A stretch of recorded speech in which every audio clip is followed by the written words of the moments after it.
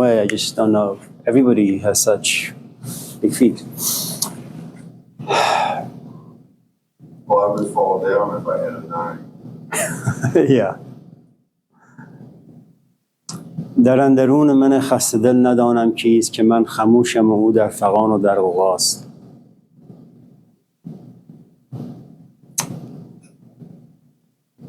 That sometimes you look at some people and they seem so peaceful and so quiet, so comfortable with who and what they are, but looks can be deceiving. On the inside, there is this volcano ready to erupt. And if you happen to be at all aware, you pretend well when you go into society. You want people to like you, you want them to you want yourself to like them, and you just need to be a good social animal. But there are these moments, all the emotions you've repressed or pressed down, they just come out. Sometimes when I look at some people, I say, do you have questions? It's like, they're going to explode, but they have been so well groomed over the years that... Anyway, so you were saying? When I went on a date, speaking to somebody, so I think it's all kind of, people asking these questions are all kind of related.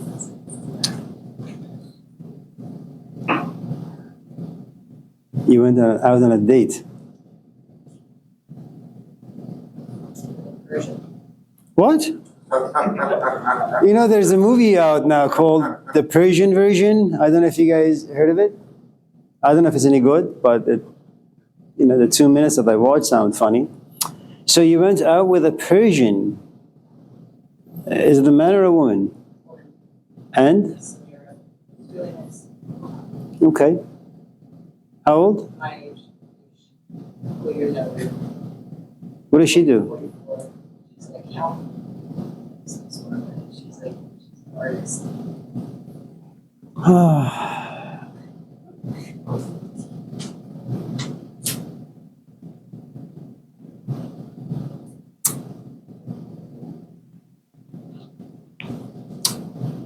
Okay, so dating, relationships, and betrayal. Does she speak Persian? Yes. Is she relatively attractive? Oh. You start giving them. Good morning, Chris.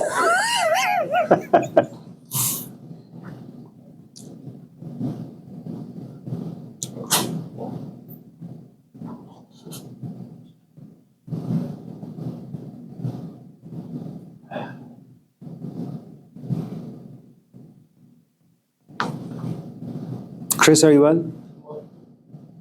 Any news?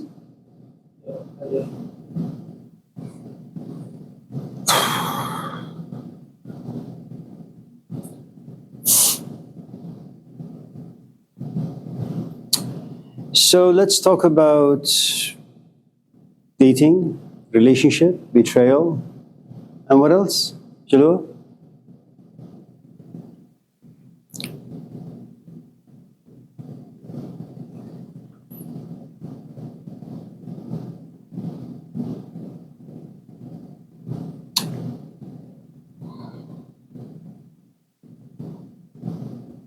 Let me just very quickly say a few things about dating.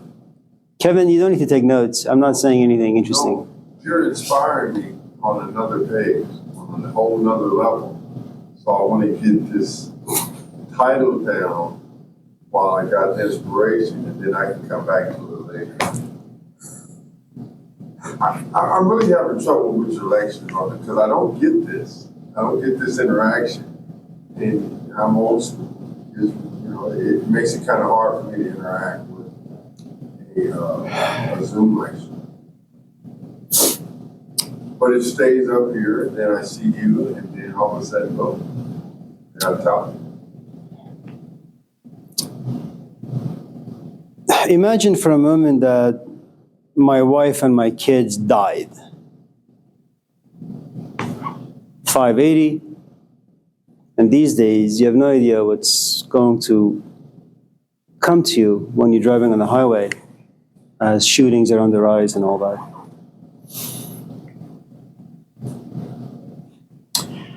And imagine for a moment that, sure, I love my wife and I love my kids, and now they're no longer here, so I'm sad.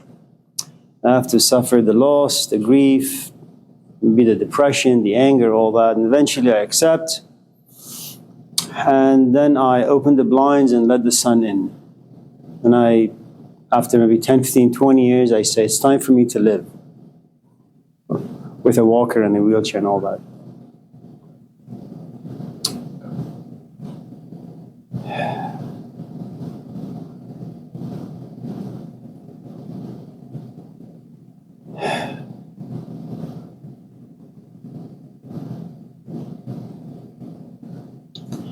I'm not interested in anybody's story. I'm not interested because I don't value other people's story. I like my stories. And I don't like my stories simply because I'm infatuated with them. You know, I've spent some years trying to figure certain things out. And I like some of the conclusions I've reached.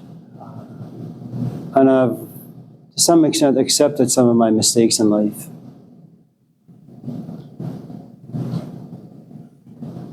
Good morning. And I'm not going to change. And anyone over the age of 15 is not going to change. And so it's going to be a pretend game for a long, long time. And just in case I go out on a date and I run into someone, say 40 or 50, I know they have a history. And I know because we just met, hello, they're going to create this nice show for me, and I will, of course, create this nice show for them. And this is America, so after maybe a couple of hours of gathering, she'll invite me to her house, or I'll invite her to my house, and, you know, things will happen. Bodies will begin to grind, and after that, a few more times of dating and bodies connecting. And then I begin to have emotions for her, and maybe she'll have emotions for me, and then one day I'll say, I love you, and she'll say, I love you back, and then now comes the difficult part, which is we move in together, and now I really need to get to know her. I don't like the way she washes dishes, I don't like the way she talks, I don't like the way she smells, I don't like the way she does anything. And now compromise comes in. I have to pretend even some more, and takes more energy. And I have more negative emotions about me, so I sign up for a gym, and I visit the punching bag every single day. Good morning, Kendra.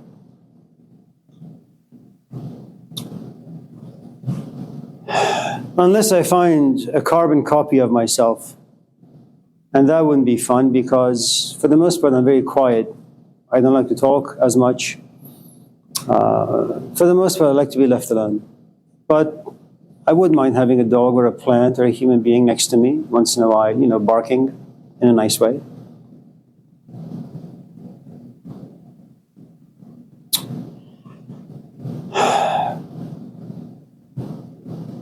You know, being alone sucks.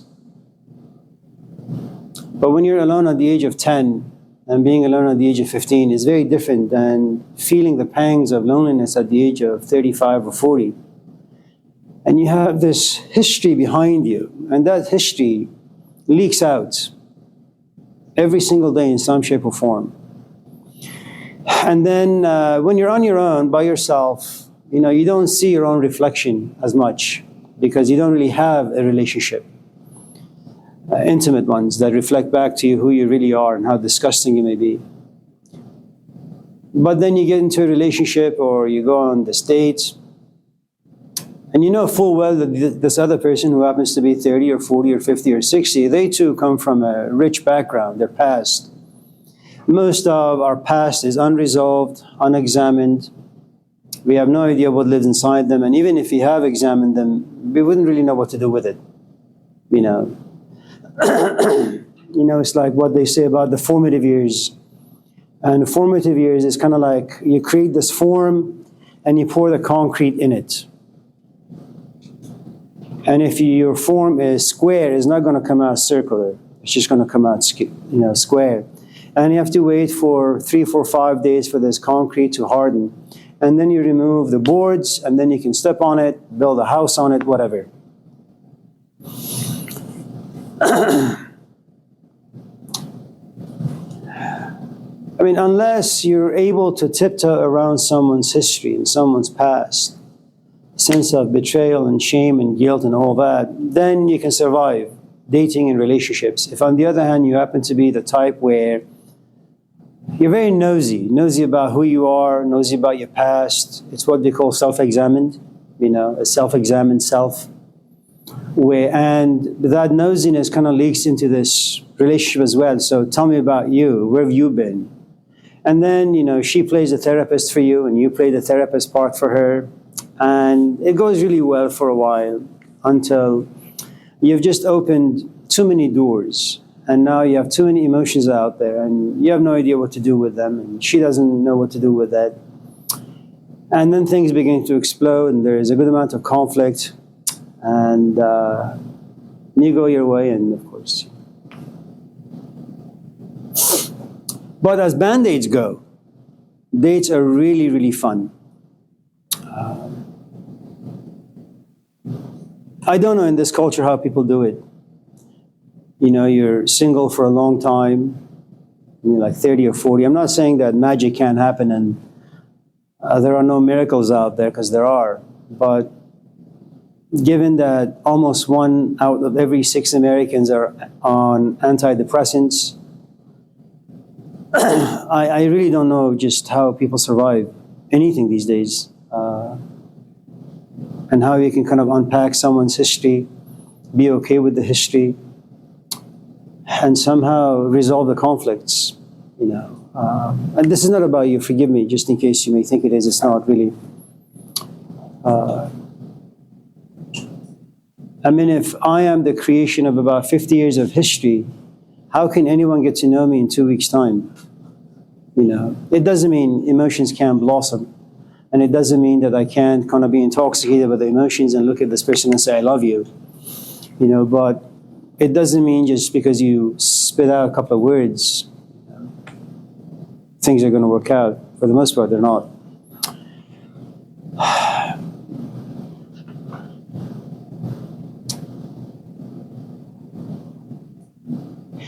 I think it'll be really good if you just see this person once a day for a couple of hours.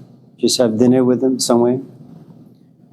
Go to the ocean or the forest somewhere, walk a little bit. Talk about the birds, the trees. And then go home alone. Don't become roommates. Don't get to know their history. Just mind your own business. And just go back into your own cave and be okay with everything that you do. And then when you grow tired, just give them a call, go out on dates again, have a cappuccino, some tiramisu somewhere.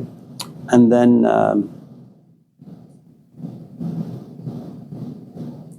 don't have sex with them. Don't have sex with them for a long, long time until you get to know them. See, here, first you have sex, then you want to get to know them. And that's not going to go well. What you should do is get to know them. And I don't know how people do that, and then have sex with them.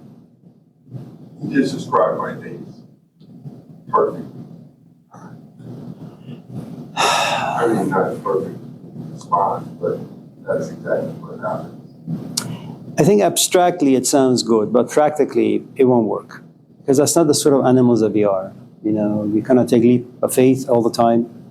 You see someone, you're attracted, you bet them, and then slowly you try to get to know various parts of who and what they are, and things will either work or don't. We're not really very rational. And maybe that's why we have survived all these millions of years, because we are irrational animals.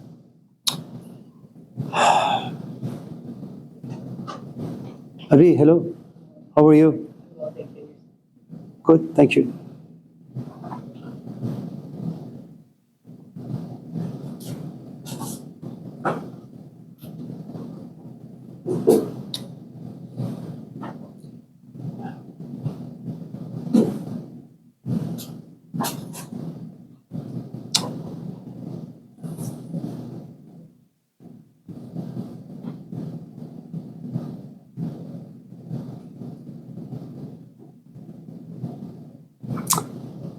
Are relationship necessary? Yeah, we are insufficient, incomplete,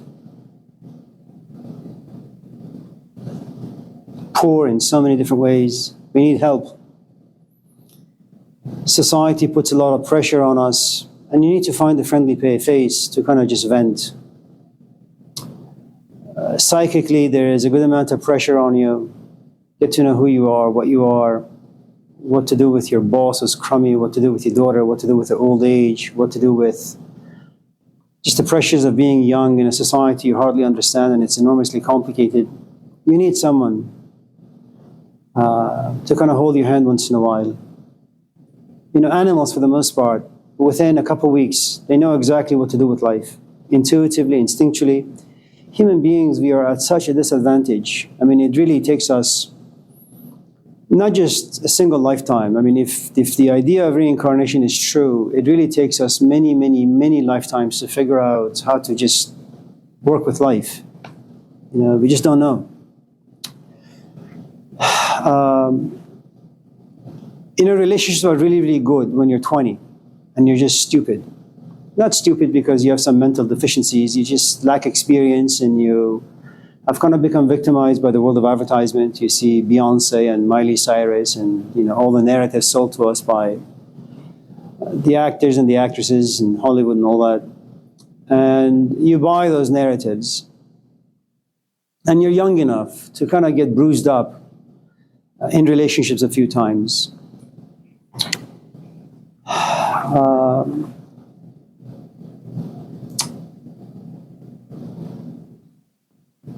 Add to it the fact that, you know, you walk around town and you see people holding hands. And all of a sudden that piece of advertisement creates this narrative for you that I want one of those. You know? And then you see parents perhaps at park playing with their kids, and then you say, I want some of those too. And these are all just stages that you have to go through, unfortunately. And then you get to be at a certain age, and you say, if only I could find a cave, and I could be like the Buddha. Just look at my wife or my husband and my kids and say, it's been fun, I don't think I can do it anymore. And you just walk away. And for the first time you realize that you're sufficient enough, self-sufficient enough to kind of be okay with the darkness of the cave. It doesn't mean that you're always going to be okay. But for the most part, you've come to realize, at least understood to some extent, what it means to be single, what it means to be in a relationship, what it means to be married, to pay rent, to pay mortgage, to cook, to clean, to raise your kids. It was a nice experience, and now it's time for you to move on. Not very many people are able to do that. So, do we need relationships? It depends where you are exactly in life. Usually when you find yourself at a place where you want to kind of, like a dog who knows that he or she is going to die, they simply walk away in solitary. By the time you realize that you want to be a solitary human being, you've accumulated too many things, and you have too many emotional connections to people. Namely, I mean, maybe your parents, your companion, your wife, husband, kids, and they kind of hold you down. And all you have is a fantasy of wanting to be alone, but the reality is very, very different. I think Indians had it right, unlike the Western world, and right now many parts of the Middle East. Just go to school. I mean, for the first maybe 10 years of your life, go out there, play soccer, healthy kind of sorts of pleasures. And then you get to be like, I don't know, 8 or 9 or 10, your parents slap you and say you need to go to school. You don't have an option of saying to your parents, I want to go out there and explore the world. That's stupid, you know. And then you finish high school and you're 18 or 19, then your parents say, it's time for you to get married. And you say, okay. And you don't talk about money. Your parents know that when they invite you towards marriage, they're going to buy you a house, they're going to find you a companion, they're going to buy groceries for you, give you money, all that. And then when you're 19 or 20, you have 2, 3, 4, 5 kids. And you're still young enough and unreflective enough. And that's what you need in life. You can't be reflective. The 18th century, which is called the Age of Reason, did so much damage to people because it assumed that we are all intelligent, rational animals. But human beings are not rational. When you're young, you must do what the tradition kind of demands that you do. Have fun, stop having fun, be a bit more responsible, go to school, finish school.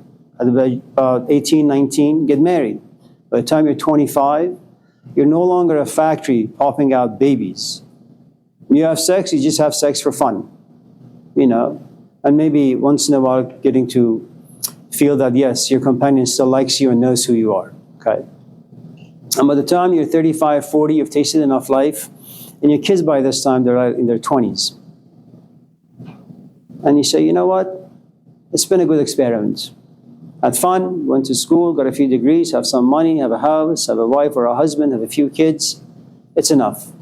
Now comes the very last stage of my life, which is the age of retirement. I want to retire from all the things that I've done. And you do so because the culture basically tells you that these are basically the stages you have to go through.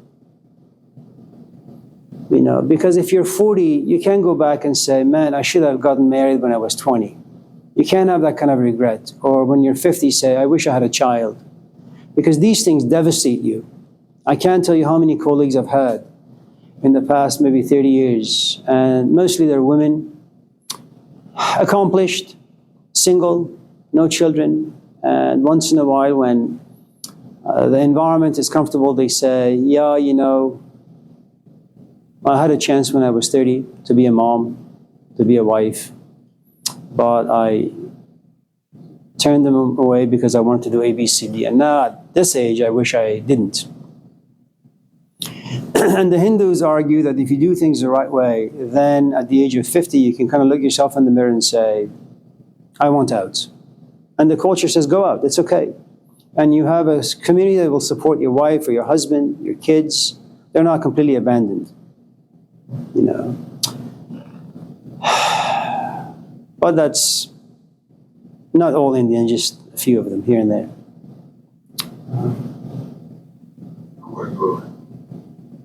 Yeah, go there. I think it's great for you to just pack up and go to India, expose your daughter to a completely different culture, let her live there for about 5-10 years, and then bring her back.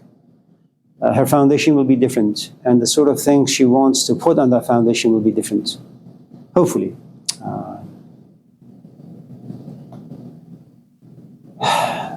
Betrayal. The most important villain in your life is yourself. That's the first thing. And it's us because this is our first time. I don't know if I lived, a couple of lives before this, but most of the things that come into my life, they are brand new for me. I have no idea what to do with them. And I wing it. Like some of the questions people ask in the classes, I wing the answers, but then I go home and I realize, that was pretty infantile. I should have approached it in this particular way. And that's how life is. And you assume a good amount of things about yourself, about other people, about the world. And the things you assume about yourself is you have the ability to process your emotions, you have the ability to understand your thought process, your decision-making abilities, that they're sound, bulletproof, so to speak. And then you go out there and you make yourself a life. And then you realize that things don't work out. That's just the way things are.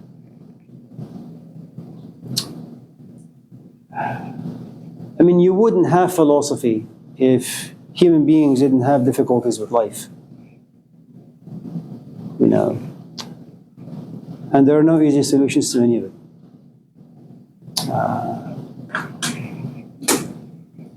If you were to break down this thing called betrayal, it has a foundation. You spend some time with someone, you become attracted to them, you trust them, you have faith in them, and you also have faith in yourself and the way you think about the relationship, your emotions, in relation to the relationship. And then time passes. And as time passes, you gain new perspective. and you're saturated. And you realize that maybe this is not the best companion, or maybe you're not the best companion, or maybe this is not the best life for you. And then it's just everywhere. You know.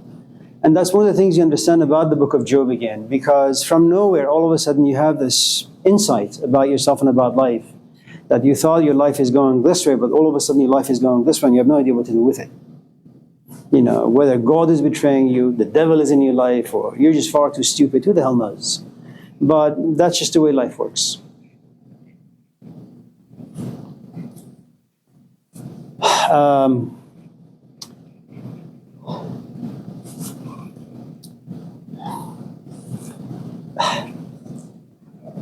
You know, girls, they get to be like, I don't know, 13, 14, 15. About 13. These days, I don't know, maybe 10. All of a sudden, they're under these hormonal attacks. They come from nowhere. You know, they're really nice for the first like 10, 11, 12 years. Everything about them is good. They're sweet. And within like just weeks, everything turns upside down. Everything. And the poor father or the mother sit back and say, what the hell just happened? And you have no idea why you're going through such a drastic, violent hormonal change that impacts the way you think, the way you feel, the way you act, and it's just crazy. And parents don't really know what to do with any of this. And like Job, they have to wait and wait and wait and wait until the storm passes. And I suppose the point I'm trying to make is there are so many unpredictable elements in life and within our own psyches that I think Jean-Paul Sartre probably was right, that all of us are like this waiter or waitresses, you know, and you're holding this plate, and on the plate is like 5 cups of really, really hot boiling coffee or water. You make one wrong slip, one wrong move, and it takes only a single drop of a boiling water on your wrist for the whole thing to topple. And that's what our life is. It just takes a single drop. You know, you wake up in a bad mood and you piss on your life and anyone who's in life. You wake up in a good mood and you turn darkness into light. And the truth is, many of us are not in control of most of those things. We try to be, but, you know, Stoics create a good set of bumper stickers for us. So the best thing I suppose you can do is just read as much as you can, observe as much as you can, come to some relatively healthy conclusions and hope that they work out for you. Shot in the dark. I always go back to Michel Foucault, despite his beautiful intellect. He was such a mess. You know, or Khalil Gibran, or Jesus Christ, they're all the same. Really. I mean, what kid would leave at the age of 12? What kid would come back and say, I have not come here to bring peace? Anyone else getting upset? Chris? Henry? Emptiness. Oh, no. No, you know, the Taoist, the most stupid of all philosophies under the sun. They really, really, really, really are. You know, it's one of the 5 components you need to possess, because it signifies flexibility, fluidity, that you're able to receive whatever, acceptance, surrender, submission. Why would anyone create such a hideous philosophy of life? What is emptiness?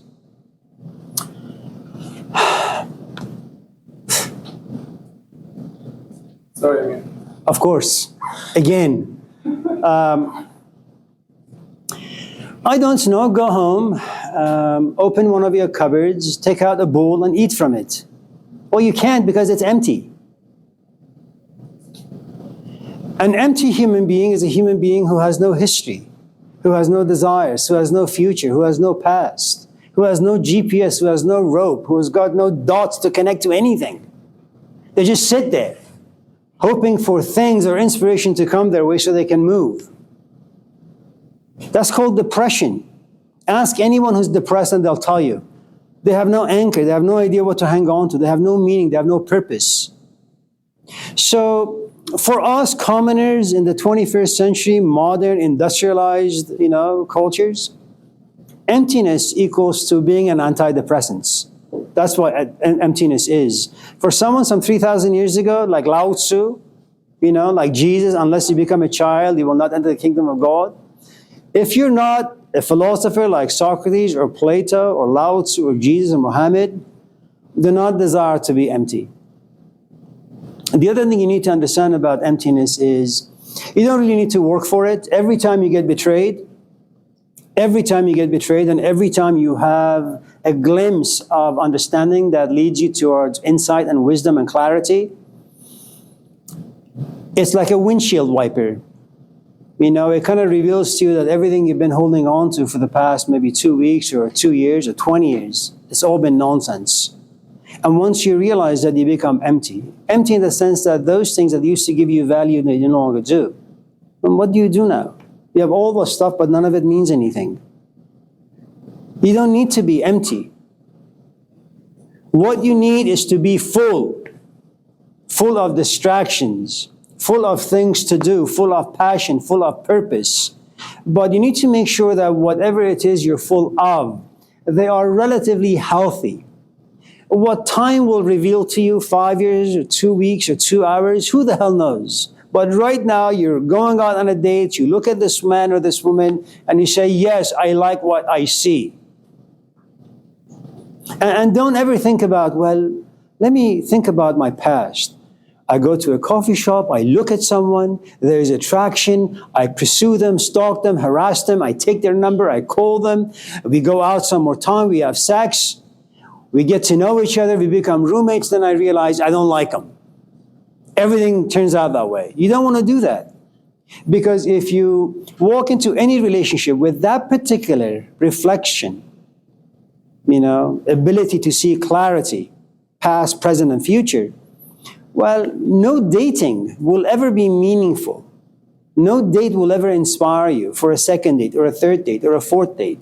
Because like God, you always see into the future. And the future is what? I'm bored. And what is boredom? Emptiness. So perhaps the better question, how does one become empty?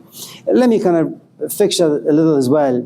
If you have a past that is filled with emotions or history that